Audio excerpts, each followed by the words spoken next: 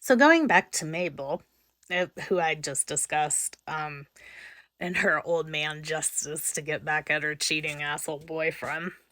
Mabel never married, but she had love affairs, and she was doing quite well even after she left Max Sennett. That's about the time feature films became the thing because early on, due to technological reasons, most things were like a few reels, like, under 20 minutes. And so she was in the first comedy film ever made, Tilly's Punctured Romance. And after that, what her and Mac had been working on was Mickey, a feature film, and that was very popular. But Mabel had lost control and profits and shit thanks to how Max and it did it when they didn't marry. She signed with Goldwyn. She made several, mostly features, some you could consider like a long TV show today. And some of these exist. They're being found all the time. They're pretty good. But Mabel kept getting so sick from her tuberculosis. You can see it. Some like Mickey, she looks pretty okay most of the movie. Towards the end, she doesn't look so good.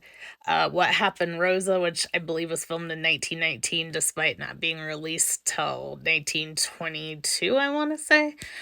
That's a movie. She just you want to hug her. You're like, she looks so frail. You're like, girl, come here. You're just a baby. Why are you doing all these stunts? She always did her own stunts. I mean, this woman was up in a plane when planes were like wood and a prayer. I mean, she had what's the word I want? Balloon. She'd go up in a balloon and she did those stunts. I mean, she was crazy with these things. I love her so much for it. Then the William Desmond Taylor thing happened. Now, if you're unfamiliar with this, he was a popular director and he was murdered. Today, it's never been solved. I still think it's Mary Miles Minter's mother, but whatever.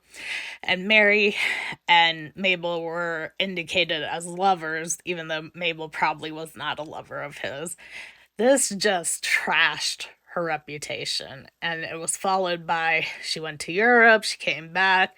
Her It's claimed her chauffeur shot this rich dude. People wonder about that because clearly it involved heavy drinking. And by the time Mabel was getting ready for talkies, she literally recorded a wax seal, and we don't know where it is. It did exist as late as 1976, but it cannot be found as of right now. That's when she got really sick, and she never made a talkie, and she died. And I think that's why we don't remember her, which is such a shame.